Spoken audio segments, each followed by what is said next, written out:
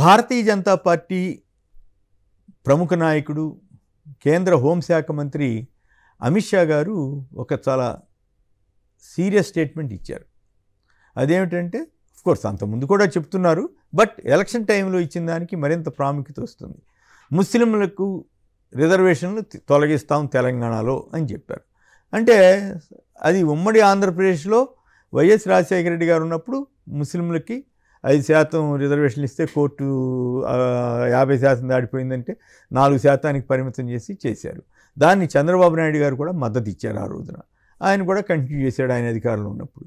మరి ఇప్పుడు మరి తెలంగాణలో మాత్రమే ముస్లింలకు తీసేస్తారా రిజర్వేషన్లు, లేక ఏపీలో కూడా తీసేస్తారా? బీజేపీ విధానం జాతీయ విధానం కదా, ఎక్కడైనా తీసేస్తారు కదా. మరి ఇప్పుడు చంద్రబాబు గారు ముస్లిం రిజర్వేషన్ల మీద ఆయన ఒపీనియన్ ఏమిటి?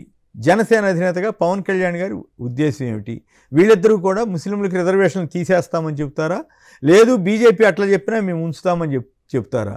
మరి ఒకవేళ ఉంచుతామని చెప్తే మరి బీజేపీ తోటి ఎట్లా పొత్తు పెట్టుకుంటారు? ఇది ఒక చాలా చిత్రమైన రాజకీయం కదా. అదొకటే కాదు, రిజర్వేషన్ల అంశమే కాకుండా అసలు ఏకంగా జగన్ ఓటేస్తే మోడీకి ఓటేసినట్లే, మోడీకి ఓటేస్తే రేపు ముస్లింలకి క్రిస్టియన్లకి ఓట్లు తీసేస్తారు, అసలు ఓటు హక్కే ఉంచకుండా చేస్తాడు మోడీ గారు అని చెప్పింది చంద్రబాబు గారు.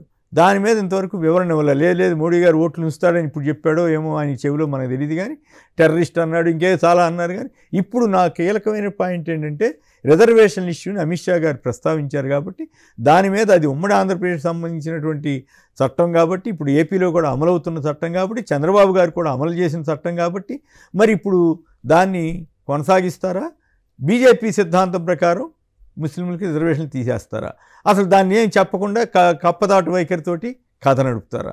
ఇలా అనేక అంశాల్లో పరస్పర విరుద్ధమైనటువంటి విషయాలు ఉన్నాయి. ఇంకొక ఉదాహరణ ఏమిటంటే మోడీ గారు సమర్థిస్తున్నాడు జగన్ గారు, అందుకే వ్యవసాయ విద్యుత్ మోటార్లకి మీటర్లు పెట్టాడు, మీటర్లు పెడతాం అంటే ఉరేయటమే అన్నాడు, రైతులకు ఉరేయటమే అని ప్రచారం చేశాడు. మరి మీటర్లు పెట్టమంది కేంద్ర ప్రభుత్వమే కదా, మరి ఇప్పుడు మీటర్లు కంటిన్యూ చేయమంటారా వద్దంటారా?